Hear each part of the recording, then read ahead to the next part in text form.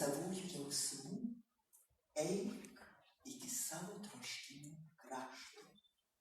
Duok man rūpą, užpakalėje daiktų auk, kaip gaisras, idant jo šešėlių išsiplėtę, nuolat mane visą apdengtų.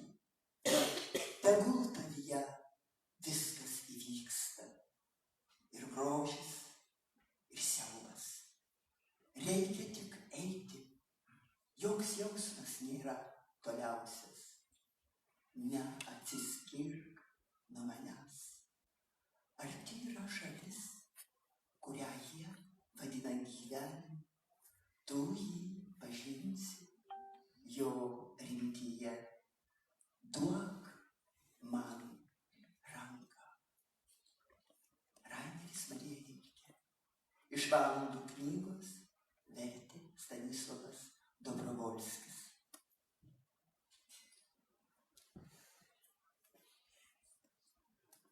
Paberžė, paprasčiausia filija čia buvo, Mackevičius čia buvo atsiustas, prie dvaro buvo, reiškia, bažnytėlė, dėja jis atrado tik koplytėlę ir bažnyčia išliko visi meno lobai didėjai. Čia yra 44 objektai paimti į paminklų apsaugą. Vien tik ten vienoj toj bažnyčiai. Nu, čia žinote, Klaipėdai grūdas. Ta geografija, žiūrėkit, mes sėdim dabar. O taip eikit, 6 kilometrus nematysi žmogaus. Eikit tą pusę, 8 kilometrus nematysite. Į tą pusę 4 kilometrus nematysite. Nu tai palaiminta tokia vietelė. Bet ką reiškia, kad nėra aplinkui nei kolūkio raštinės, nei mokyklos, nei nieko. Bilietai, kaip jūs žinot, buvo labai pigus. Taip, kas čia reiškia atvažiuoti? Vienu žodžiu, čia buvo tokia tėkmė, kad aš visai buvau įpratęs į viską. Žinoma, atveždavo tos jau literatūros, sužinisinę veikalus ir taip toliau. A čia sakė, jos tenai vieną kartą čia buvo apsupę, aplinkui kažką jie čia ieškoja, kažkoks turėjo atvykti, o ypač labai jau toks jau iki. Bet tai jis ar prasprūko, ar kaip pastovėjo atvažiuodavo estų. Nu, kažkodėl į Lietuvą labai su pilietizmu žiūrėdavo į tą estą. Ypač kurie pereidavo į katalikybę arba bendrai jau į tikėjimą įeidavo. Jeigu sekta nepatekdavo, tai patekdavo čia jau, kaip sakant, viskupų pasitobulinti krikščionybėje. Labai ieškantys žmonės estai būdavo labai. Tai himną giedodavo. Aš giedodavau, kadangi nieks nemokėjo. Vasario 16. Vasario 16. Pilna biblioteka buvo. Trimito, Naujos Romuvos. Net laimingai. Labai pas mane atvažiuodavo klierikai. Ypatingai reiškia išvaryti, čekistų išvaryti į seminarijos. O šiuo atveju aš galiu biškį džiaugtis tokiu įvykiu. Anais laikais šluote šluodavo. Pavyzdžiui, iš paskutinio kurso ar iš paskutinio ir išeiti ir išvaro. Čekistai. Man kažkokia tai nuojauta, aš tos išvarytuosius, sulaikytuosius, čekistų išvarytus, buvau sukvietęs pas save Ir kažkaip sakiau, vaikeliai, jūs tik tai ištverkit, mokykitės, bus laikas, kad jūs pakvies. Taip ir atsitiko.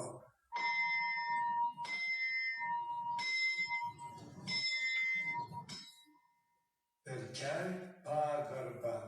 Arba yra žodis, terminus technikus, pietismas. Vokiškai Achtsamkeit. Pastoviai, pagarbiai ir įdėmiai į viską žiūrėti. Tai pavyzdžiui, svarbiausiai religiniuose veiksmuose. Pavyzdžiui, dabar einu prie altoriaus. Reiškia, su pagarba reikia žiūrėti o kitus laiptus, per kuriuos aš dabar prie altoriaus pakilsiu.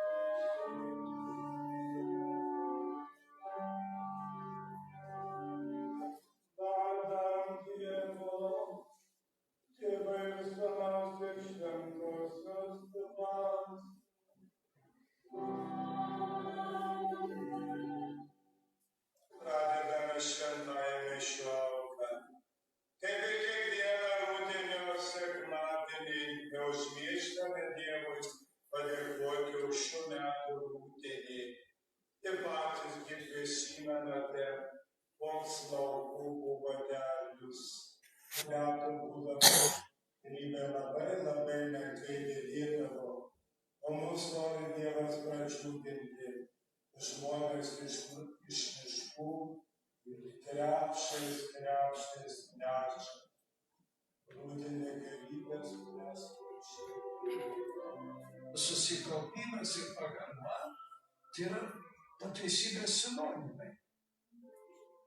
Kai aš susikaupiu, kaip aš galiu susikaupti, negerdamas, pavyzdžiui, maldos žodžių arba tekstą, kuris skaitau.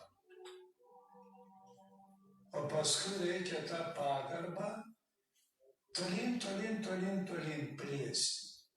Per Kristum Dominum nostrum. Amen.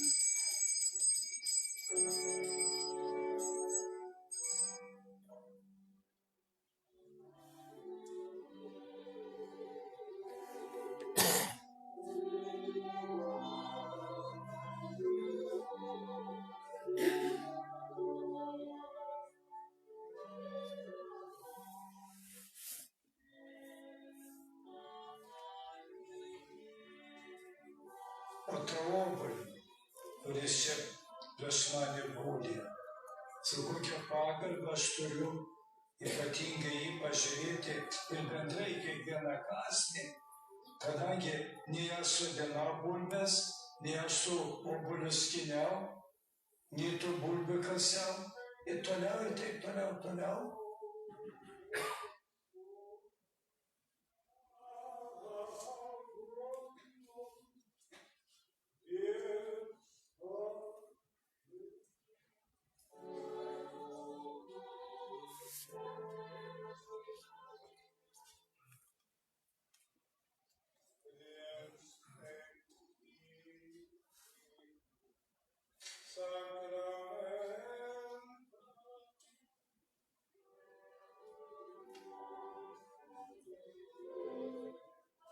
Tai kuomet niūri nuotaika užeina, reikia prieš ją kovoti arba ją priimti kaip nusiskaistinimo priemonė. Niūri nuotaika galbūt veržiasi, skverbiasi, tai reikia ją apvaldyti. Reikia prašyti, kad šventoji dvasia atsiųstų paguodos Aš tvirtai tikiu, kad vidinį džiaugsmą visuomet mes gauna.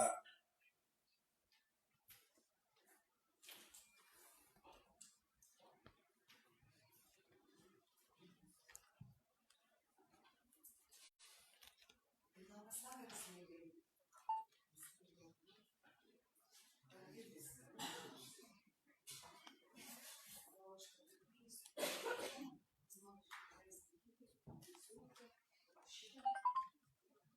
Iš tikrųjų, labai malonu Jūs matyti šį vakarą. Bet taip norisi sakyti šiandieną.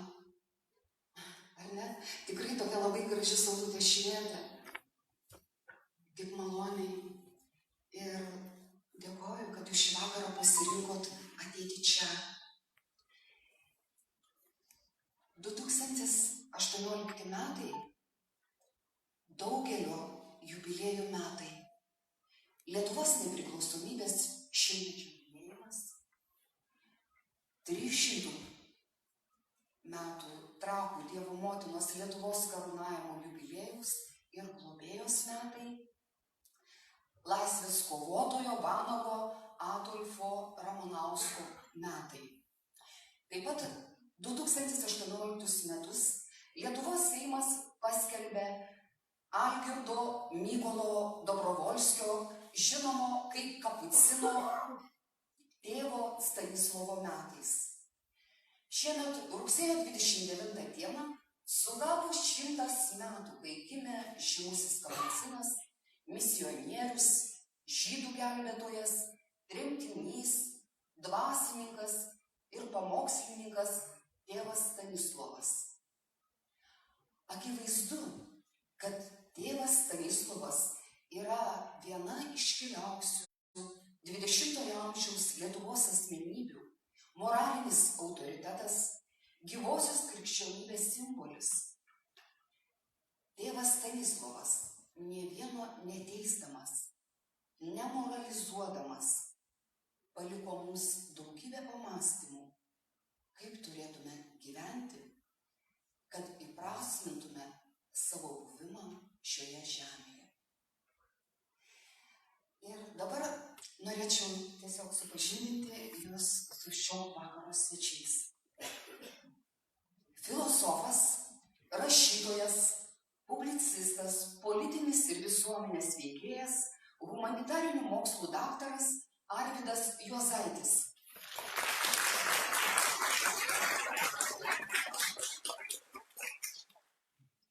Klaipėdos dramos teatro aktorė Nijolė Sabulytė.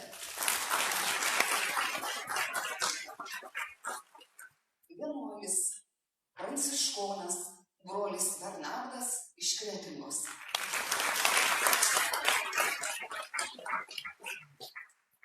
Taip pat ansamblis Skola Cantorum de Regina Pacis, vadovas Vidmantas Budreckis.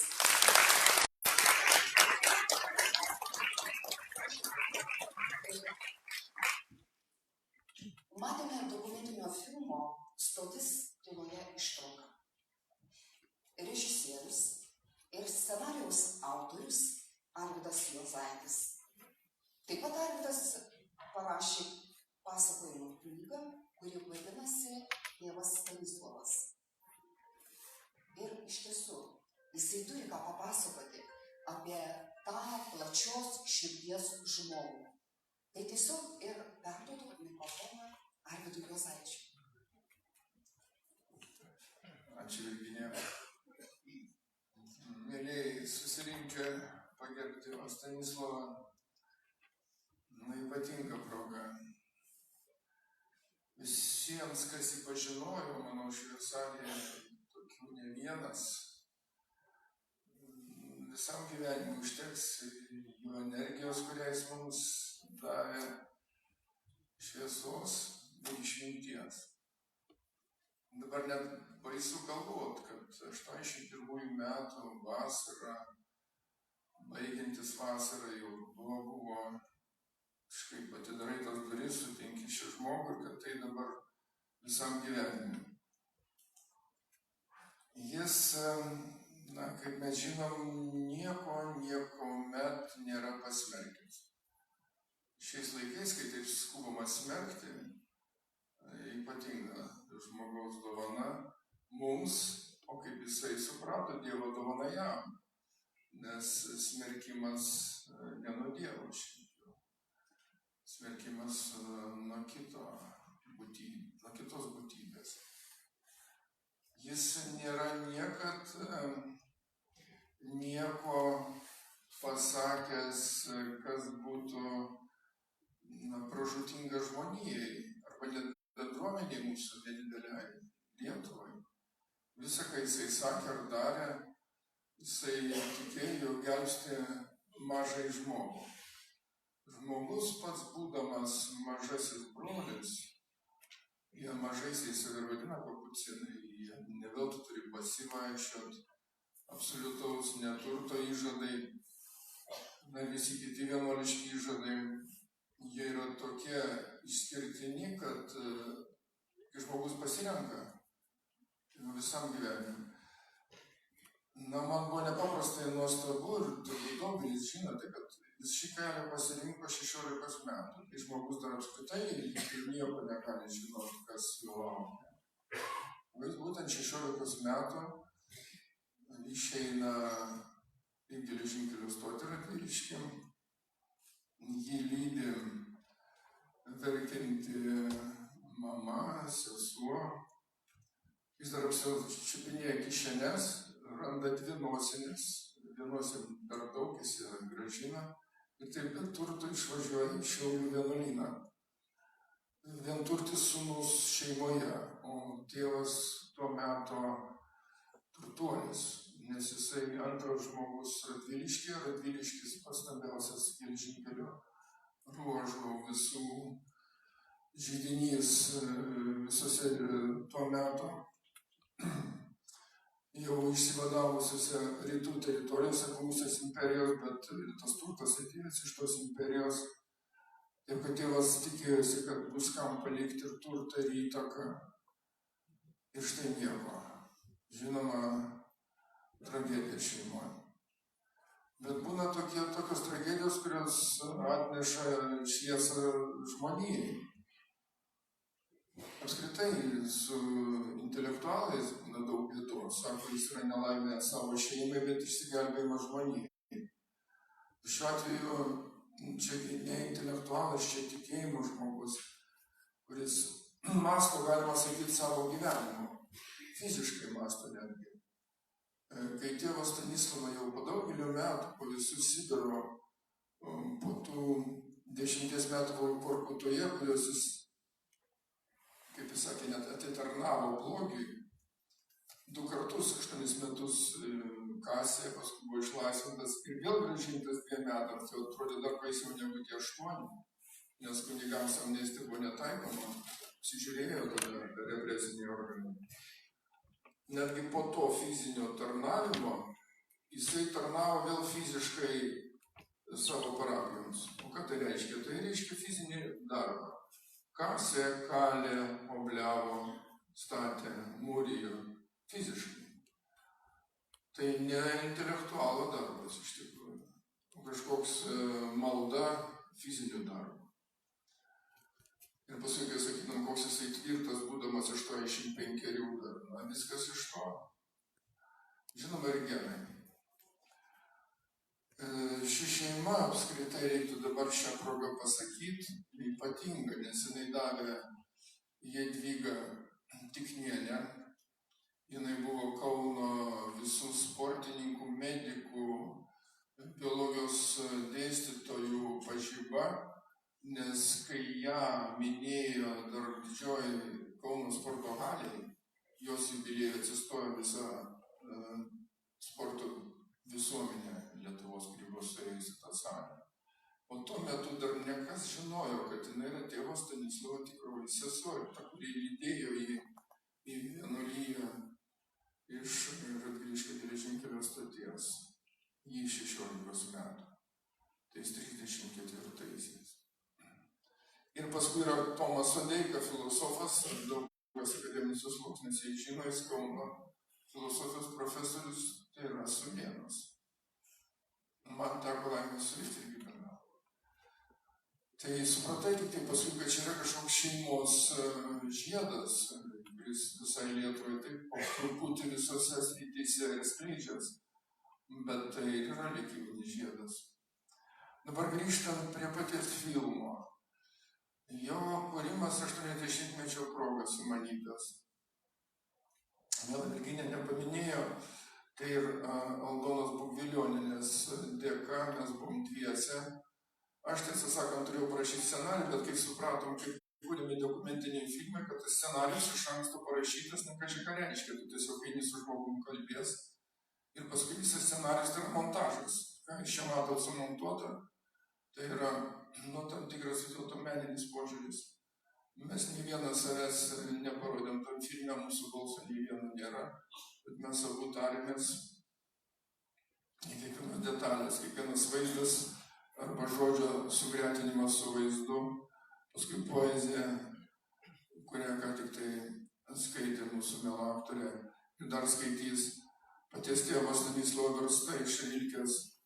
Žodžiu, viskas gula į vieną meno kūrinį, norint parodyti, kas yra tėvas Stanislovas. Tai yra iš tikrųjų toks dvasios, kūno, intelekto ir tikėjimo mazgas. Į filmę parodė 37 minutės skaičiuojant, dievišką minučių skaičių net pasirinkom 3 ir 7. Nebuvo lengva, bet buvo nepaprastai įdomu. Mes įkūrėm beveik metus tam 80-mečiui ir nė viena televizija tuo metu neparodė jo, išskyrus Baltijos televiziją vidurnaktį parodė. Dabar ačiū Dievui į mediateką, jūs galite stoti tyloje rasti. Net Google įsijungia iš karto surinkę tos žodžius.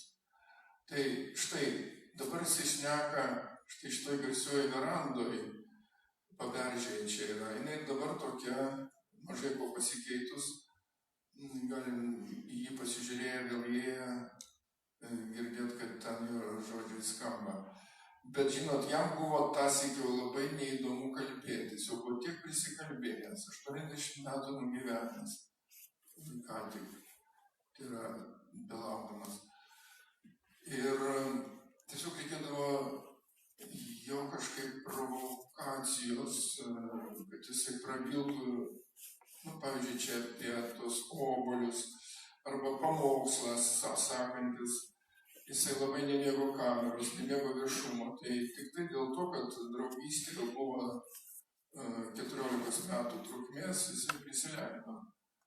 Kiti atvejai būdavo daug paviršutiniškesni ir tokie atsitiktiniai, tai televizijos reportažų. Bet kai mes šitai darėm pusę metų, grinai filmavimo, o paskui visas darbas dar užtruko tiek. Tai vis dėlto jisai suprato, kad kažką reikia leist, mums leist, Bugvilioninė ir man. Ir ačiū Dievui, tai pavyko. Nepaprastai šito džiaugiuosi. Ir tada, kai mes montavom, tai mažytį prieš 20 metų, tai mažytį laboratoriją Lietuvos televizijos, įeidami, tiesą sakant, irgi nelegaliai, nes tąsyk tėvas Stanislovas nebuvo, taip sakykime, šviesų nušviestas. Mes jau galvojom, kad tai bus vis dėlto dovana ateičiai, tai dabar pildosi, dėl to labai džiugu. Nes nėra tiek daug to turto, kurį galim būtų iššvaistyti. Galim užmiršti žmogaus, neminėti. Bet žiūrėkit, nieks neminėjo Romanovsko vanago. Ir dabar staigiai 100-metis. Valstybė 100-metis jam. Kitas polius, tėvas Stanislovas, mirštam ir staigiai prisimenam 100-metis valstybei, 100-metis jam. Ir 2 ženklai. Ir čia labai, iš tikrųjų tokie dangaus ženklai, nes ir dvasinė jėga, ir militarinė jėga, ir valstybės vainikas. Ir 2 poliai tarsi, bet jie reikalingi, be jų valstybės nėra. Nepaprastai įdomus sutapimai, čia Dievo ženklai. O jis pats mėgo žodį laiko ženklai. Jis, tarp kitko, ir monsinjoras Vasiliauskas laiko ženklai, dabar jūs galite vienam laikraštį skaityti, kaip vedame kiekvieną dieną. Tai čia yra monsinjoro Vasiliausko įdiegtas šitas rubrikos pavadinimas. O tėvui Stanislovui laiko ženklas tai buvo tas metaforinis šnekėjimas. Rilkės poezija yra laiko ženklai. Ir kai aš su filosofais savo, ypač vienu tokiu žinomiausiu mūsų filosofu, išskyrėm Rilkę, suprasdami, kad čia kažkas lemtingo. Ta poezija yra neįprastai lemtinga. Tos Duino elegijos, ypač 7, 9. O tėvas Stanislovas jas mintinai sako, net nedeklamuoja. Ir žiūrim, kad jisai pats jos išsivertęs, bet dar šitą nežinojom iki pažinties su juo. Ir supratom, kad netgi tos metus, kai jam draudė net dėl toriaus prieigį, tada toji valdžia represinė, jinai buvo uždraudus vienu metu, kai Žemaitkiemį, tai Aukštaitijoje, dar jį mėtė per parapijos kalnumetį iki Paberčias galiausiai. Tai uždraudė prie altoriaus, net diakonu būti negalėjo. Tai jis 2 metus eikvojo grinai skaitimui, kadangi vokiškai skaitėsi, vienuolyje buvo vokiečių kalba Šiauliuose. Tai jis skaitė viską, tos filosofus, kuriuos mes paskui universitete studijavom, ir atsisiųsdavo juos iš Rusijos, kas keisčiausiai, iš Leningrado bibliotekos, jie ateidavo paštu, jis ant sienos juos skaitydavo tos biofilmus, naktimis pasikabinės paklodė. Ir štai nuolatinis, nenuilstamas darbas su savim ir padovanoja jį mums. Tai kol kas ačiū.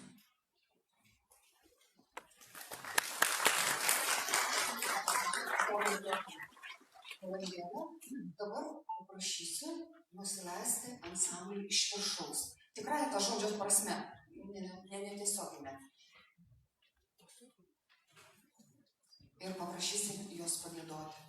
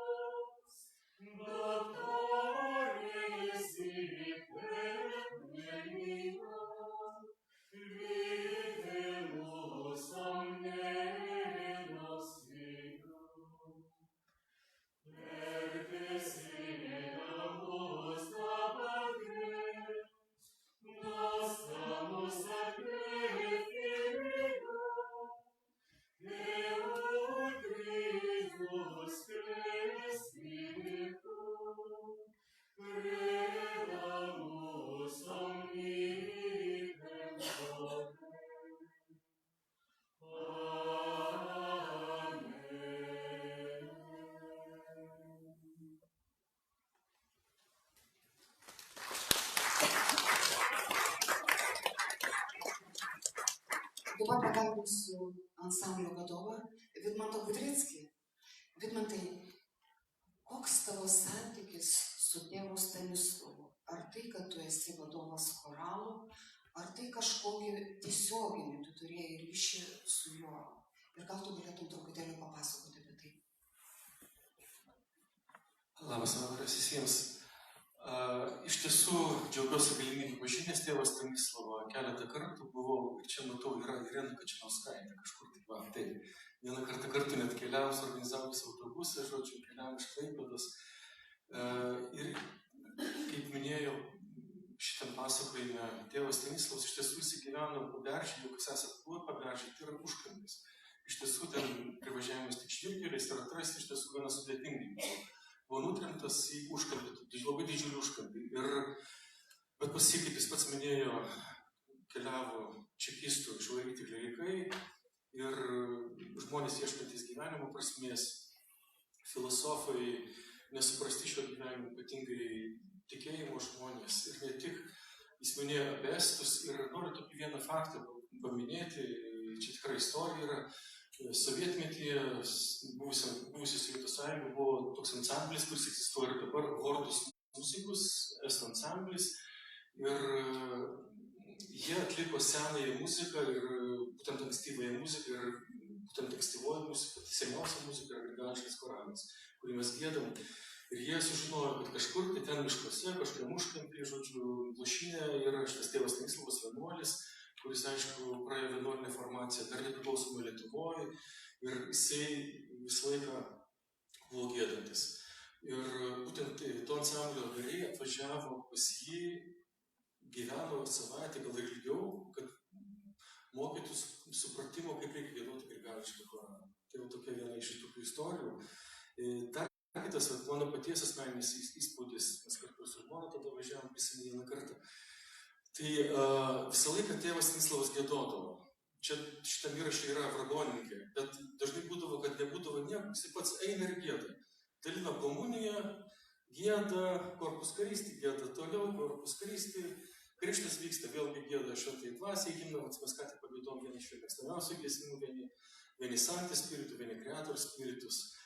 Ir dar vienas toks liudijimas mano paties asmeninis, tai aišku, aš žinau tą istoriją su Hortus muzikos ansambliu ir žinau, kad pirmieji choralistai, kai tapo nepriklausoma Lietuva, kurie būrėsi Kazimiero koplyčioje arkikatedroje ir po to Kaune atsirado grupelė, tai jie važiavo taip pat pas tėvą Stanislovą, kad kažkaip tai pažintų grigališko giedojimo, supratimo, kad tai gautų. Lygiai taip pat ir mano buvo noras kažkaip tai suartėti su juo, bet kaip minėjo gerbiamas filosofas, kad jis iš tiesų buvo per savo amžių labai daug turbūt iškalbėjęs, išpasakojęs, tai tas santykis jo buvo iš tiesų toks broliškai tėviškas, sėsdavo jo celėje, žodžiu, ir jisai tiesiog, ar tu žinai tą giesmę, ten, Deus meus, ir jis užgiedodavo, žodžiu.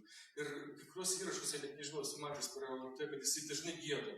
Ištraukos tokios, jis yra giedantis. Galbūt ne viską tiksliai ten gieda, kaip turi būti, bet daug ką iš atminties gieda. Ir ta vieni Sancti Spiritus, vieni Creator Spiritus ir Deus meus. Tai būtent atėjus į celės, toksai jau tiesiog, jis nebuvo kaip mokytojas, kuris mokintų, bet iš tiesų, jis galbūt ir buvo ir nuo gyvenimo pavargęs, ir nuo tų lankytojų gausos, kurių iš tiesų jisai priimdavo labai daug. Ir ieškantys žmonės, daugomis buvo tiesiog dvasios tėvas, kaip dvasininkas ugdytojas. Tai tas įspūdis iš tiesų didžiulis, bet didžiausias įspūdis tai, kad jis pats eidavo ir giedodavo liturgijos metu, nes nebuvo kas jam patarnauti. Tokie įspūdžiai prisiminimai tėvas Stanislovas.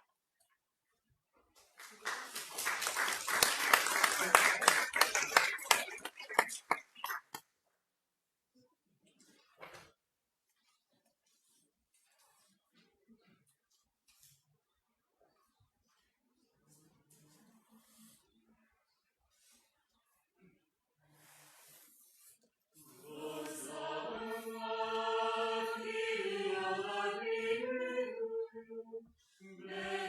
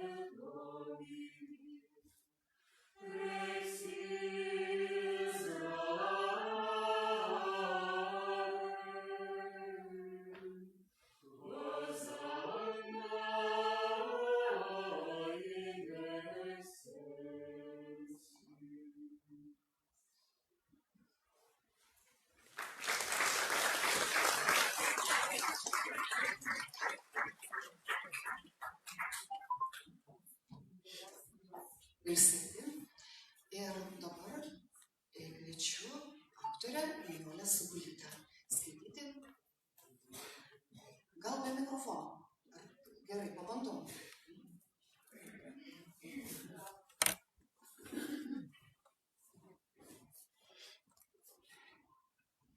Iš pirmosios.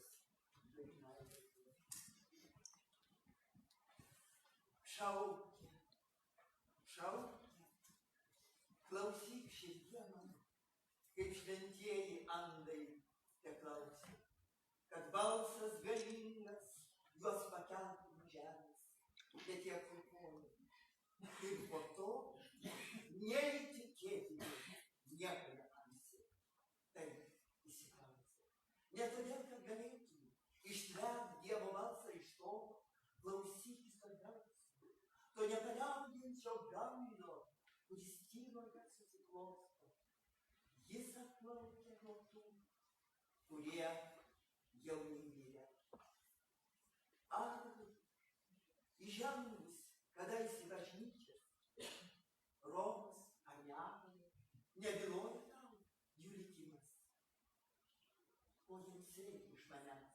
Lengvai galėčiau paminti tariamosios skriaudos regimybę, kuris siekų jėzus karts nuo karto sugrūžčia. Tai keista žemė daugiau negyventi.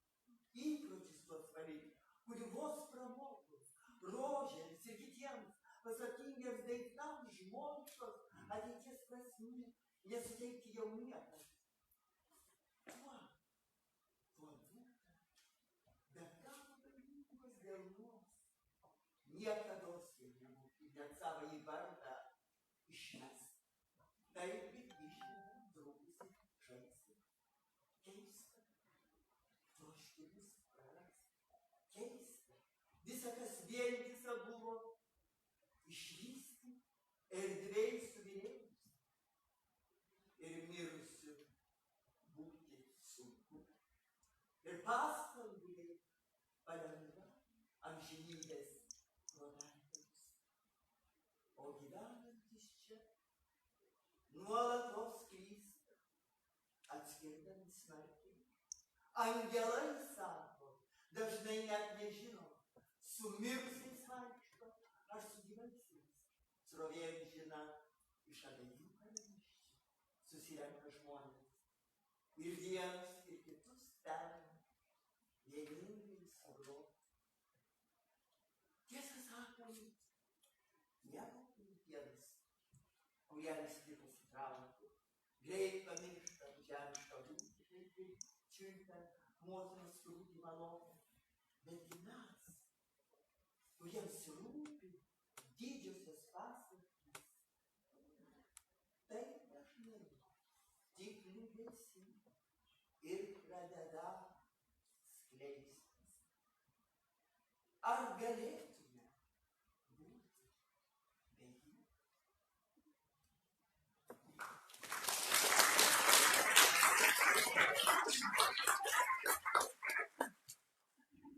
Man nereikėtų betarpiškai bendrauti su tėvais Stanislovu. Bet noriu palyginti, kad šviesa, ta šviesa, jinai ateina iki šiandien. Per knygas, labai ačiū, per prisiminimus, per tavus filmuoti. Tiesiog tas švytėjimas, paprastas žmogus irgi šviečia tik tai labai trumpai, tik tai tada mes galim šviesti, kai esam įsimylėję. Gaila tas laikas mūsų labai neilgas gyvenimas. Iš tikrųjų skaitydama tuos prisiminimus, aš ir pamačiau, kas tai per žmogus. Ir aš žiūrėdama, kad ir tiek metų, kai jis tiesiog šviečia žmogus. Ir per jį ten aš atradau ir žydę, ir žmogus, kuris buvo ir išduotas, ir kenčiantis žmogus. Vis tiek jame išliko šitą meilę, begalinę meilę. Ir žinoma, reikia aišku stebinantis poetas, kada į jį tai nuolatos randi tai, kas tave nustebina. Todėl aš vieną noriu paskaityti iš naudingų eilėraščių. Alyvų sodas.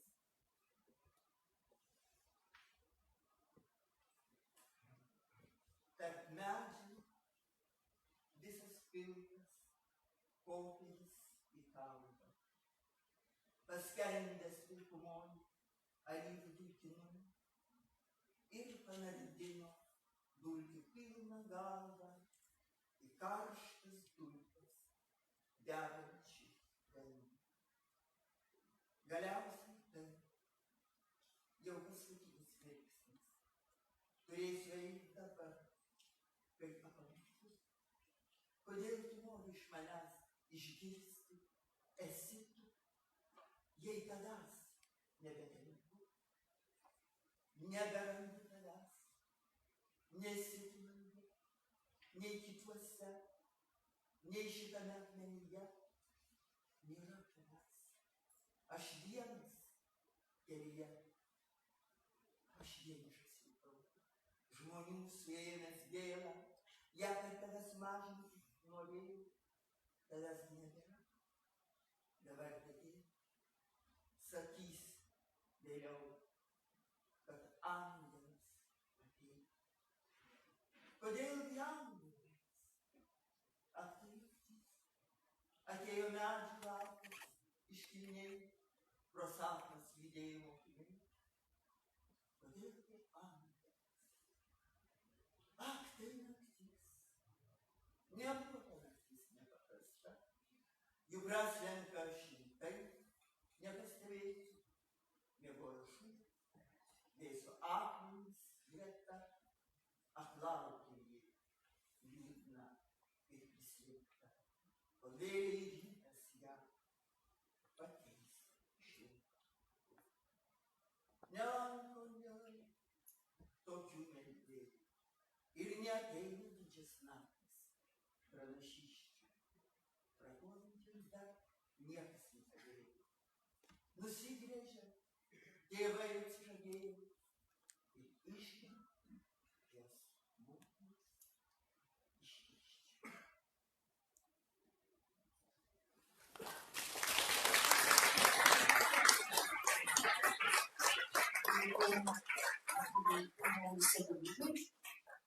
Ir dabar kalbinu brolį Bernardą.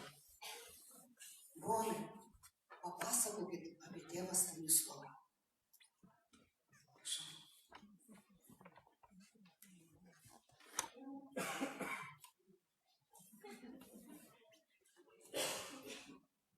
Labą vakarą visiems. Iš tiesų yra malonė šiandien kartu būti jūsų tarpe, nes kiekvieną kartą tos salos paberžė, Dotnuvoj gal keletą kartų tekę būti. Visada tėvas Stanislovas kaip giedantis gyvenimas ir pirmiausia maldos brolis, kuris šiandien gali būti man pavyzdžiu, bet maldos brolis per žmogaus ir Dievo slėpinį. Visada tas dieviškasis slėpinys ir yra švento rašto darbo prakaite ir, kaip dabar prisimenu, jaunimas didžiausius kilometrus praėję pėsčiomis, einame pas tėvelį Stanislovą ir ten turėjo būti rekolekcijos. Rekolekcijos prasidėjo iš tikrųjų pirmiausia nuo pokalbio ir mokymosi, kaip reikia statyti pečių ir pirmiausiai nuo darbo tos kaitros. Ir iš tikrųjų tai buvo pati gražiausia turbūt patirtis ir prisilietimas.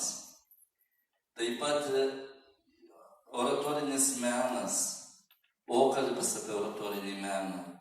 Tai tėvo Stanislovo tokios gražios praktinės prasmės tais laikais juk jungė visus mus. Ir nebuvo nei minties, kada nors šioje brolėje tarnystę teks liudyti. Ir tikrai tai buvo pirmiausiai man sutikimas su maldos ir rūpesčio kiekvieno mūsų priėmimo brolių, kuriam tas mažumas buvo pirmiausiai praktikumas ir pirmiausiai taip pat ir galėjo tave pamokyti ir kaip nusausinti ir paruošti požemius. Ir kartu tas fizinis darbas taip pat aplinkui sutelkdavo atvažiavus neformalų jaunimą, kurie išmokdavo tos maldos pirmiausiai per darbą ir per pagalbą toje aplinkoje. Ir tai iš tikrųjų buvo ir dvasios ir tos erdvės aplinkos kraštotyrininkas. Ir toj kraštotyrą prasidėjo išsaugoti tame daiktų šventume, tuose daiktuose tą šventumą pažadinti, parodyti, kad yra tas kitas kelias. Ir iš tikrųjų tai pirmiausia tai buvo universitetai bendrystės, bendravimo, tai buvo brolis Bendrulis, kuris su meile tikrai mokėjo kiekvienam pasakyti tai, kas tuo metu labiausiai reikalinga. Tai nebuvo kanoninė kokia nors persona. Iš tikrųjų, tai nebuvo kokio nors tokio administravimo, bet pirmiausiai tai buvo tas, kuris dvasią atrasdavo kiekviename ir jį jaudino bažnyčios gyvenimo tikrovė. Ir tame santykyje jis iš tikrųjų matė ir skausmą, ir kančią, ir tuos sunkumus, kuriuos gyvenime patyrė. Bet pirmiausia buvo palaiminimas ir malda, sąlytis su žmogumi, kuris yra reikalingas atviros širdies durų. Tai man šiandien visada paveikslas yra ir kaip žiūriu toj verandoj, kiek daug pokalbių ir rekolekcijų, ir tų rekolekcijų bendravimo pravestų. Kad ateini, atvažiuoji į tą pačią Paberžę, nėra taip, kad nebūtų Stanislovo. Girdi jo balsą, matai jo įėjimą. Čia yra net neįmanoma kitaip, be to jausmo, kuris jau įsirėžė ir tarsi turi vis tiek tą testinumą šiandienai.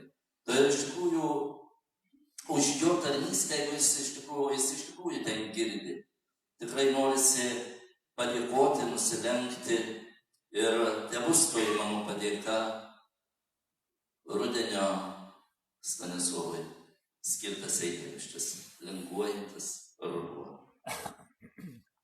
Keliaujame per gaivų rudenio šnarėjimą, dovanodami nerimastingą laukų ir pievų giedantį gyvenimą. Įtraukę miško gaivaus oro, užliejami tyros giedros lietaus lašais, balų, drumzlinos dienos, lapų lengvumo, nutilusios akimirkos atnaujinto širdies jaunatviškumo. Iš naujo mes keliaujame išgryninimo tiesos keliu, į žemės sodų ir kalnelių šviesiausią šventę. Linguoja rudenio minorinė simfonija, išdegina nostalgiškai sielos salą mąstymo, naujų remtų minčių dėlionėje, maldingai susikaupusią koplytėlę paruošia žingsniams. Gražiai prasmingai įsiskleidusi maža saulėgrąža į dangų kalvą kelia. Artojas nuo vagos pakilęs, rankas sugrūdusiai saują žemės paselia, žiūrėdamas į laiko tolį mažais biriais lašais lengvai jie beria. Atskrieja iš tolo į artimo būtį. Mažasis angelas, kūrėjo brolis, serafiškasis Mykolas. Paliesdamas tikėjimo tą gilę, skaidrią veidę, Nemuno upę, vilties šaltinyje nuplauna pasaulio tautos susidėvėjusi šeimynos veidrodį. Tai vėliai apklotų sušildo bičiuliškumo nusileidusi vakarą. Ačiū jai už šaltinį.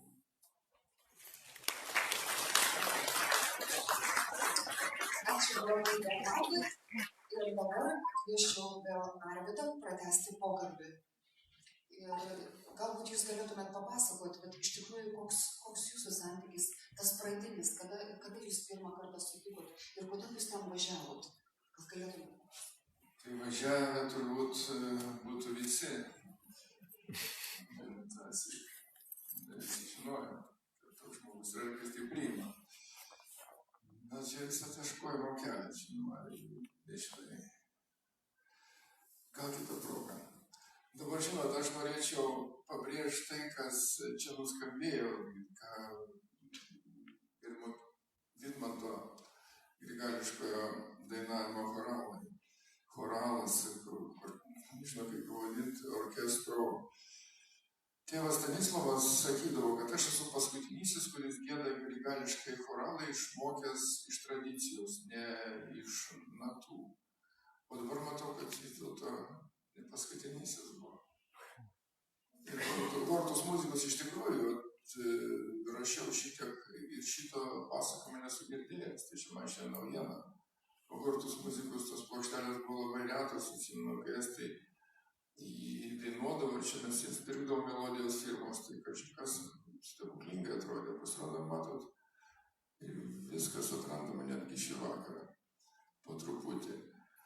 Dabar dėl tėvo Stanislovo meilės užkampiams ir, neskubėjimo į miestus.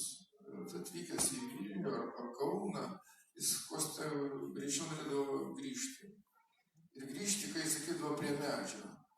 Kai jam teko paskui laisvė nepriklausomybė atėjus ir kardinolas Latkevičius paprašius atkurti Dotnuvos vienuolyną, o čia jis pamanė, kad jam Dievo pirštas vėl durė, nes Dotnuvos bažnyčia 1773 metų, tai yra, pagalvokit, kada pirmojo Žečpospolitos padalinimo metų bažnyčia iškelta baroko.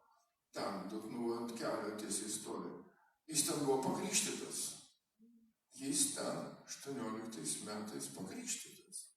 Ir jam dabar kardinolas liepia grįžk ir atstatyk, ten šalia tos bažnyčios buvo vienuolynas pranciškonų.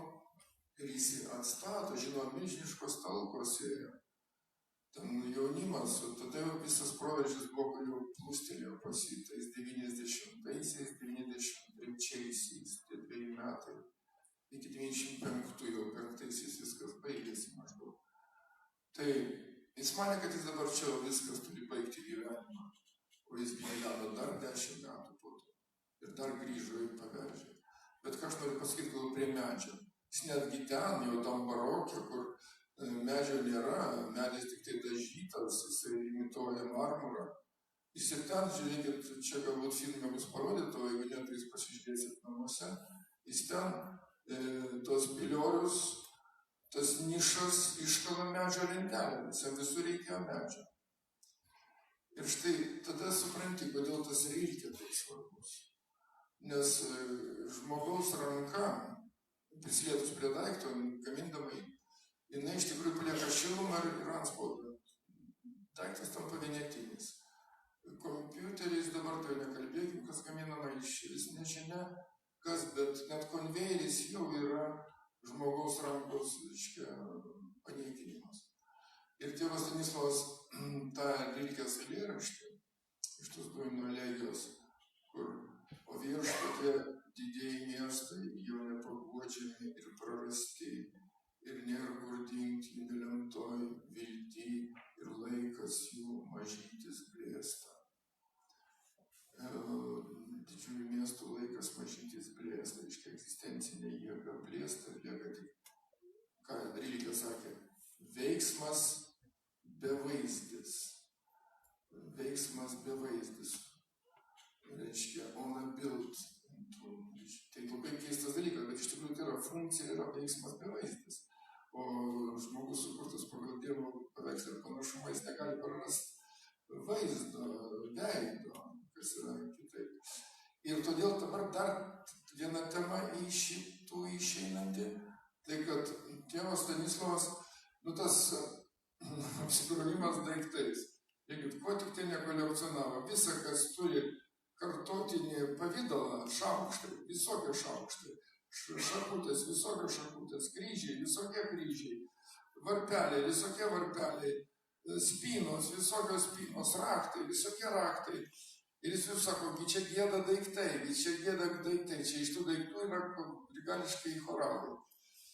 Ir būtent jie jam rūpėjo, paskui žinoma buvo kitaip, nes aprūdiję daiktai irgi gauna žmogaus naudojamos rankos atspaudą, nors ir fabrikiniai, bet vis tiek jis visus išstatydavo, visos sienos nukabinėtos, galiausiai arnotai, kamžos, ką tik jis nelinko stulos, netgi jį persikintys KGB organai, jam buvo suteikę tą stebėjimo vardą kolekcionierius.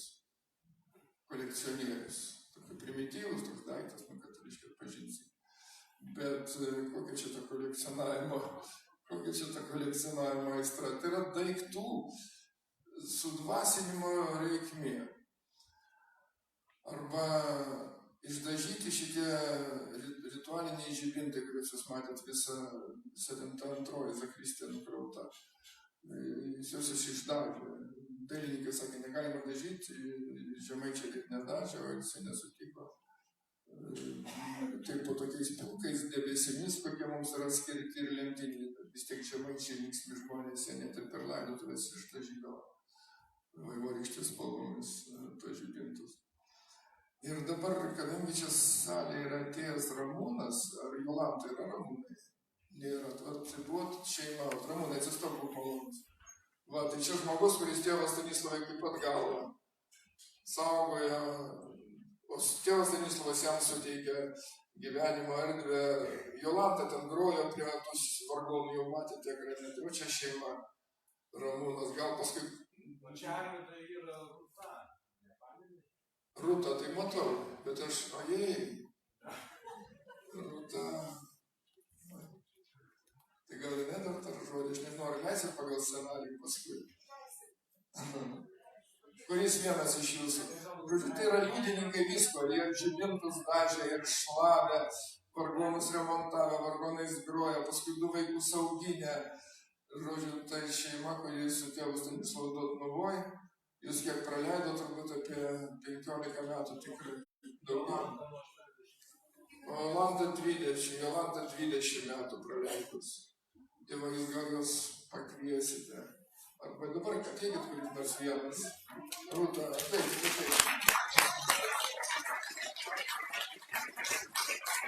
Kai reikėjo Stanislavui reikėdavo į Vilnių atvažiuoti, ir Ramūnas įveždavo savo sugedusių automobilių. Taip atrodė.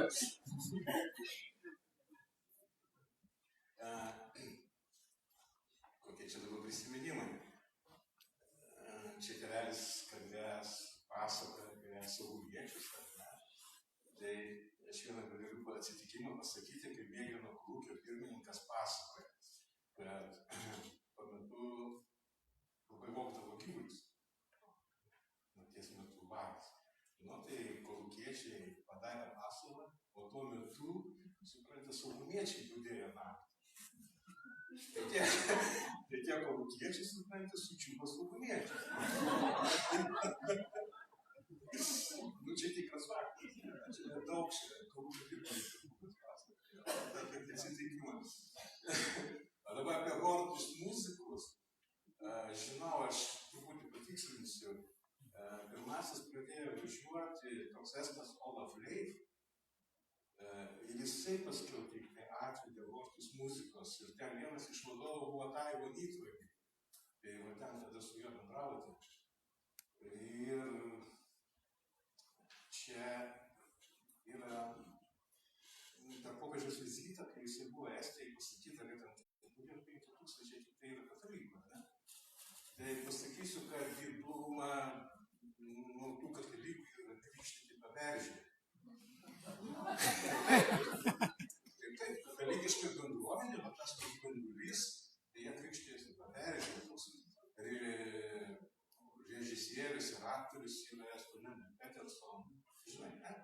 Tai va, visai vaikai jau krikštėsi, senūkai, krikštyti tas pats Taivo, jo brolis, Olaf Leifas, paskui muzikantas yra Jak Tuksam, tai visi, va, tas visą tą bendruomenę.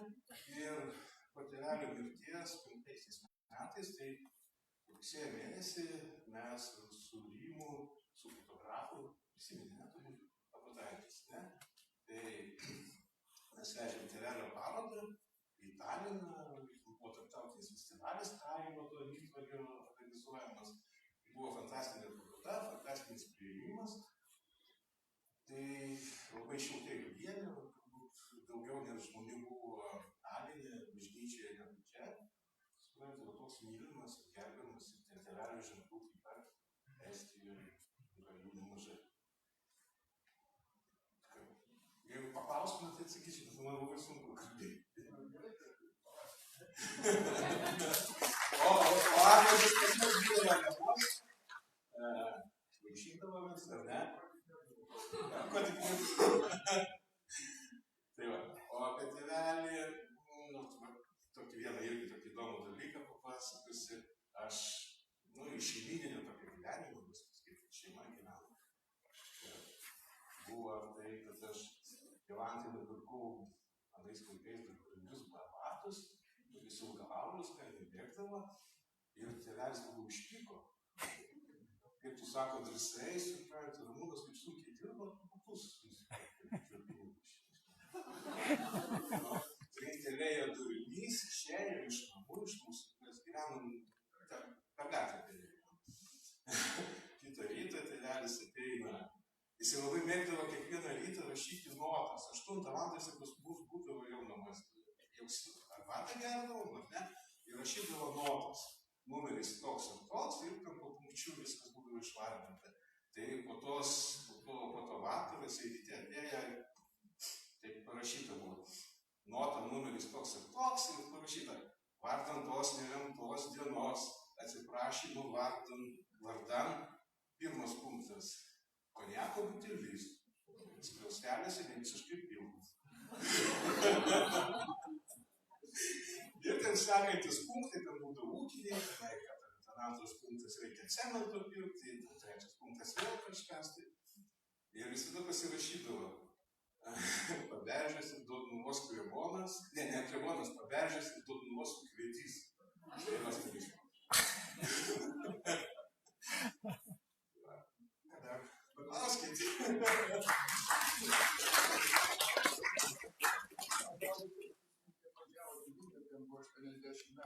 Kas čia buvo ypatinga? Tai buvo Bernardinų bažnyčios. Taip, o prieš tai tėvelis buvo Brazauskas. Pas Brazauskas, o paskui rašytojų sąjunga. Taip, tada ir Jurga buvo. Mes į kavinę jau mačiau. Jis buvo labai žmogiškas, niekas, kad žmogiškiam nebuvo Aš labai džiaugiuosi, kaip jisai man labai įsiaugino. Čia per filmą buvo jau nebuvo mažiukai.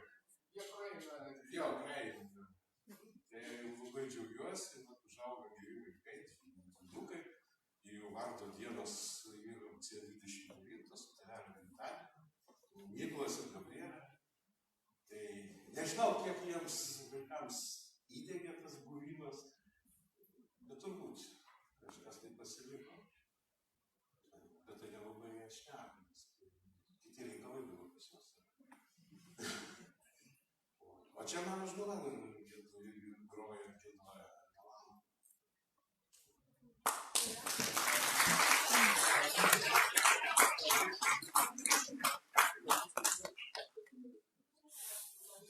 Pax et bonum buvo tie žodžiai taikos ir gėrio. Visas knygas jis tik pasirašydavo, duodavo autografą jam pasirašyti. Pax et bonum, Pax et bonum. Tai atrodo, formulė visam viešam gyvenimui, ir politiniam, ir asmeniniam. Pax, taikos ir gėrio reikia. Ir galbūt aš to norėčiau baigti, jeigu Rūta dar paskui gali ką pasakysit, ne? Ar dabar ateitumėt? Ateikit, prašau, kol ateisit, aš dar šį beitą pasakysiu. Ne tik tai estus, ir kažkodėl tai mažiau latvius, bet ypač labai keista, jisaigi atvertęs yra labai daug rusų inteligentų katalikybę. Ir netgi tas garsusis Aleksandras Menis, kuris paskui buvo nužudytas Pamaskvėj, jų pravoslavų šventikas. Jis irgi 2 vasaras praleido Paberžėj. Tai žinoma, tas Kalūginas buvo irgi šventikas, jisai paskui politinis... Tai tik žmona atsimenu. Ir tas dalykas, tai buvo, čia nedaug žinot, Kalūginas nuvarė lėktuvą iš Remekių uosto vartant Lietuvos buvo kada paskelbta Lietuva. Ar nežinai šitą faktą? Ne, šitą nežinau. Tai aš turiu suprantinti su juo. Įdomus faktas. Taip, įdomus. Tai dabar prašom. Labas vakaras. Man yra tekę daug metų bendrauti su tėveliu Stanislovu ir mes turbūt su juo turėjom tokią ypatingą tarnystę padėti atsikelti žmonėms, kurie iš tikrųjų turėjo visokių gyvenime problemų. Ir aš daug metų dabar dirbu jau be tėvelio Stanislovo ir galiu pasakyti, kad žinoma, nepaprastai didelis skirtumas, kada žmogaus problemos kyla, sakykime, iš kažkokių tai dvasinių klodų problemos, nesuprastos problemos, sunkios problemos, mes tą galbūt katalikai nuodėmėm vadinam, gal kiti kažkaip kitaip vadina. Ir tėvelis Stanislovas man visada sakydavo, tik vaikelį, tokiais atvejais, tik vaikelį, neduok vaistų. Tai va čia buvo pagrindinis kredo, kuris, aišku, labai stipriai savo laiku pakeitė mano požiūrį medicinoje į žmogaus gydymą. Kad gydymo, reiškia, rezultatas priklauso ne tik nuo mūsų chemijos, nuo mūsų įprastų žinių medicininių, bet priklauso ir nuo žodžio, nuo gero žodžio. Ir tas žodis galbūt jisai žmogui į tikėjimą veda, paskiau santykius su Dievu ir taip toliau. Ir aš jums noriu pasakyti, ponai mielai, kad šiandien čia būdama kaip tik matau būtent tai, ką tėvas Stanislovas savo laiku man viliodamas pakeisti specialybę į psichiatriją, į narkologiją, tą vadinamą priklausomybės ligų psichiatriją, reiškia, atvėrė man langą, pareikšdamas, kad nieko žmogaus gyvenime nėra tokio svarbaus, kaip rinkti geras akimirkas, džiaugsmo akimirkas, geras emocijas, kad negalim pasiduoti apatijai, negalim pasiduoti nevilčiai. Ir mes šiandien čia visi susirinkę tą matom, mes šnekam apie tėvelį Stanislovą, prisimenam, žiūrim filmus, prisimenam jo pamokymus, prisimenam gyvenimą su juo ir jūs žiūrėkit, kaip mes visi čia džiaugiamės. Ir aš noriu jums pasakyti dar vieną dalyką, ką aš jau patyriau dabar su tėveliu Stanislovu bendraudama, kada jisai jau yra dangui, o Ramūnas ką tik išėjo sėdėjo. O aš jums papasakosiu epizodą, kaip jis čia atsidūrė. Jis pas mane dabar senam namukui stogą dengia. Ir, reiškia, mes 16 metais iš brolio Gedimino namuką trise nusipirko. Seną namuką. Ir pradėjo tą namuką restauruoti, ten įvairūs restauratoriai, aš už galvos susistvėriau ir galvoju, man sami. Gydytojai restauruoti, vadovauti namukų restauravimui, viens daro vieną nesąmonę, kitą aš nieko nesuprantu, ką čia su tuo namu daryti. Aš bėgau pas tėvelį Stanislovą ant kapo. Jis sakau, tėvelį Stanislovai, tu visus pažinojai, statybininkus. Duok man statybininką ir viskas, nes tu matai, ką man galas su tuo namu. Ir ką jūs galvojate, aš tą pačią dieną parvažiavau namo skambina Rimas. Po tiek metų šitą Ramūno draugas, Rimas, tas fotografas, kur pačius gražiausius yra padaręs nuotraukas apie tėvelį Stanislovą. Ir man sako, kaip tu gyveni? Aš sakau, Rimai, o kur Ramūnas? Man kaip trinktelėjo, žinokit, per galvą. Kad aš Ramūną tai turiu, bet aš į tiek metų esu užmiršusi nuo būtent tų tėvelio Stanislovo mirties metų. Mes nebuvom susitikę. Ir suprantat, jis kitą dieną atvažiavo, sako, o, namas, reik tau padėti. Nu, vat ir dabar jisai pas mane jau po metus, kaip tik beveik sėdi ir tą toną atskirti. O Ramūnas gali pasitikėti. Kur tėvo Stanislovai, jūs matėt? Pagarba darbui. Reiškia, kiekvienas žingsnis darbas malda. O dabar pas mus tie visi darbininkai, ypač statymuose, jie paviršių lekia, jie skuba, jie paviršių. Nesvarbu, koks tas darbas, neturi jokios reikšmės. Ir žmogus, reiškia, tuštėja nuo šitokios veiklos. Jis darosi tuščias. Jisai nuliukus renka kompiuterį euriukais, o pats tuštėja. O tėvelis Stanislovas, jisai būtent mokindavo to, ką savo laiku, aš išdrįsiu pasakyti, kaip sakant, seną, galbūt mes dabar į tarybinius laikus prastai žiūrim, bet buvo toksai vienas monas tarybiniai kariuomeniai. Sako, kapai atsiūda do abieda. Atsiūda do abieda. Reiškia, svarbu yra ne tai, kiek tu, bet kaip tu padarysi. Suprantat? Ir va tėvo Stanislovo visas bendravimas visada su žmonėm, pas mano ten tų, reiškia, probleminių visokių pacientų, alkoholikų, buvusių narkomanų, visokių pasilikto gyveno, reiškia, darbas, depresijos gydymas. Medicina į bendravimą, į kinus teatrus apsupimą į klubus, tėvas Stanislovas į celę žmogų. Sak, susitik save. Kai tu galėsi pasakyti žodį tu, tavo depresija pradės mažyti.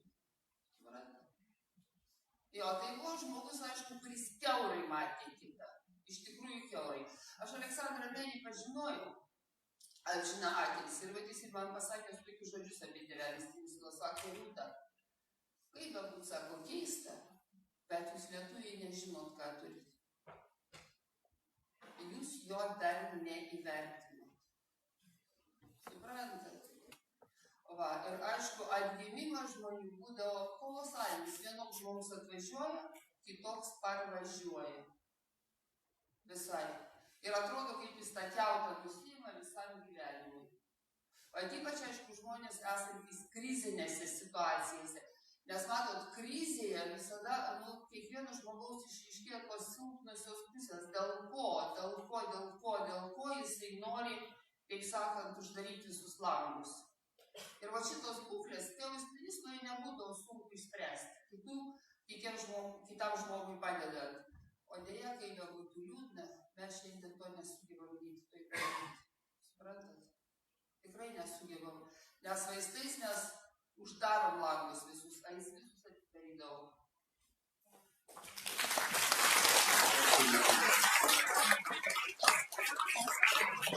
Gaila, kad čia nėra dar pas mūsų Birutės Tiknevičiūtės, dar vienos dukterėčios. Turit panašiai kaip Rūta pakalbėti. Kažką nori, Ramūnai, pridurt, matau kelies. Praleisi Rūtą. Ir tai mes baigsim, nes aš jau užtelsiau, bet... Vieną pasakyti dalyką apie Aleksandrą Menį. Būtinai pasakyk, čia labai reta figūra, daug kas jau prisimena. Ne, tai toks anekdotiška situacija, kaip tėvelis pats girdavosi, kaip aš išmokinau Maskvą dirbti bulves. Maskva bulves. Jo, nes sako, žiūri, Aleksandro žmona, žinai, bulves tiesiog traukia iš vandens. Nu kaip taip galima? Jokių prieskonių, nieko. Tai va, turi būti 7 žirneliai pipirą, tiesiog laudo lapeliais, svogūnas ir būtinai bulves pasausinti. Aleksandras Menis nežinojo. Nu taip, daug ko išmokė. Ir dabar Marija Čepaitytė yra surinkus rusų inteligentų storiausią knygą Maskvoje išėjusiu metu. Viskas apie tėvelį Stanislavą, knyga vadinasi Pater. Kažkodėl tai pavadino tokia rusam gal labiau suprantama, ne pravoslaviška šventykla. Jie išleido knygą. Tai išleido, aš apie tai šneku, jinai sudėjo Marija Čepaitytė. Tos kitos knygos pagrindų, kur čia mes... Gerai, bet dabar, jeigu leisi dar apie Birutę Tichnevičiūtę, tai reikia prisiminti Reginą Galvanauskienę, kuri šiuo metu prižiūri didįjį muziejų 63 metų sukilimo, nes čia pat tėvas Stanislovo bažnytėlė, čia ant kalniuko Šilingų dvaras, kurie buvo, reiškia, ištrenkti į Sibirą po 63 metų sukilimo. Ir dabar Regina Galvanauskienė su Galvanausku ten jau gyvena virš 30, turbūt 40 metų. Ir tėvo Stanislovo grinai paviliota energija. Ir dabar paskutinius žodžius pasakysiu. Vat ką tik Germaliutas sakė, kaip gydomi žmonės.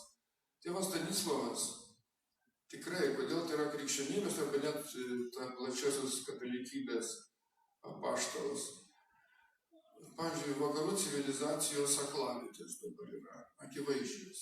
Ir jis vadino, kad didžiausias dabar slybinas, filmą mes taip ir baigėme, pakibęs kaip juodas varnų debesys virš Dotnuvos, tai yra sekuliarizacijos slybinas. Tokio išbandymo krikščionybė dar neturėjo. O kodėl?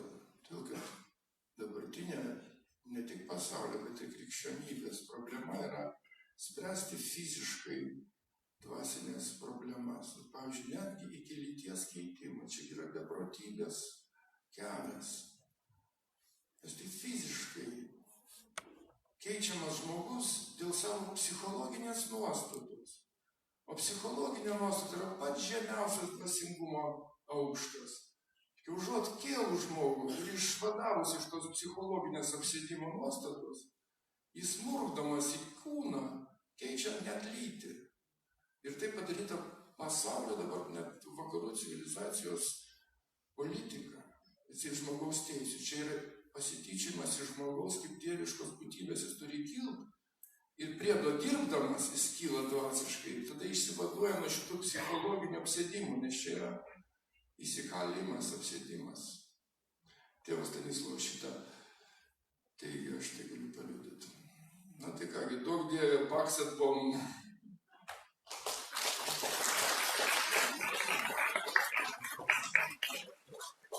Dėkojame iš tikrųjų darbuotojai. Prašau, Diana, paskaityti. Nedidelis varnelė jau buvo ruduo. Tie lapai krenta iš skliautų, lyg vystų danguose didžiuliai sodai. Jie krenta ir likimui pasiduoda. Ir naktimis apsunkus žemė, puola vienatvė iš visų žvaigždžių. Ir mes taip puola iš šitą ranką. Ir jų visų pažvelg toks pats likimas. Bet vienas šį visuotiną kvietimą prilaiko. Nors tai šiandien.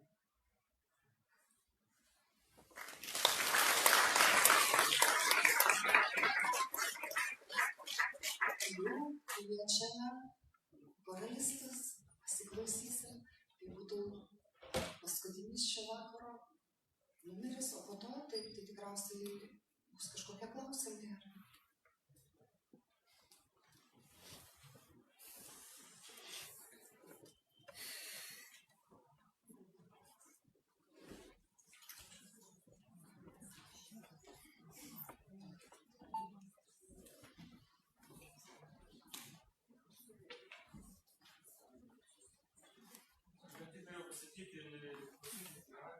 Iš tiesų ta siela, apie ką aš kalbu, stebėjau, kad laikėsi popiežius Pranciškus, tai liturgija, kurio aukoja popiežius Pranciškus, jos metu skambėjo pusė liturgijos Kongregacijos choralo giesmės, o Lietuvoje buvo dvies liturgijos.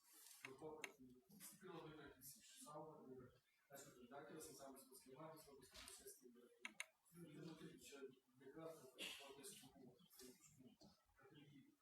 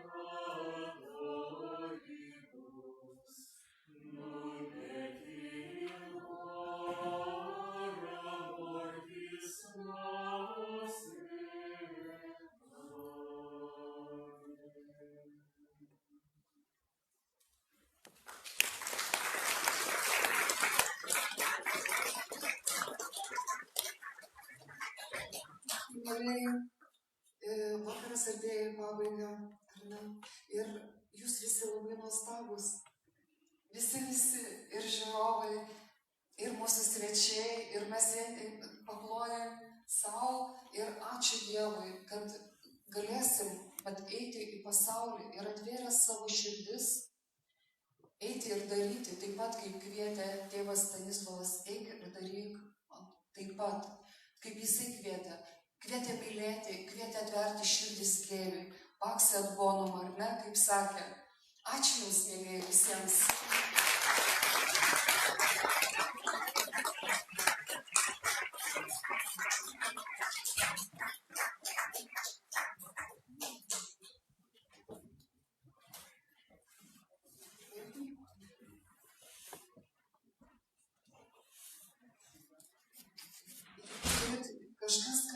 Klausimų svarbių, klauskit, o gal dar kažką norit pasakyti. O filmą jūs iš tikrųjų, Arvydas Juozaitis minėjo, kad jūs galite pasižiūrėti internete, Stotis tyloje, aš dar primenu. Ir ten, būtent pradžioje filmo, mes kažkaip negalėjom iškirpti, yra kalbama apie tai, kad koks bus būsimasis pasaulis. Tėvas Stanislavas kalbėjo apie sekuliarizaciją. Matote, jau nebeištariu, vakaro pabaiga. Tai žodžiu, kviečiu pasižiūrėti šitą filmą, o dabar klauskit.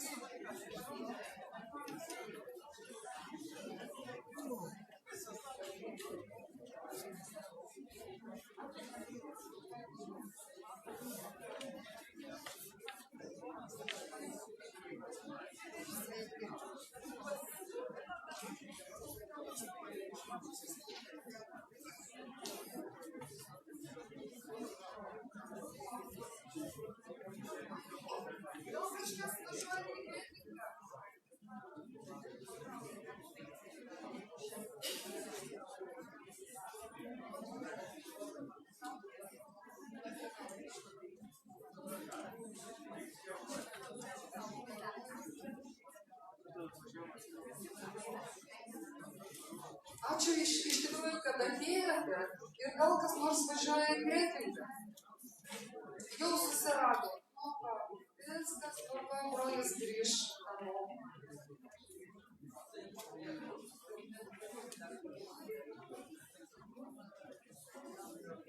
O jeigu jūs norėtumėt pažiūrėti apie renginius, tai yra krikščioniški renginiai Klaipėdoje ir yra dar Facebook'e paskyra tokia 25 kadras.lt ir mes rodom krikščioniškus filmus. Ir vakarai būna labai įdomus, moderatoriai ypatingi, tai kad kviečiu.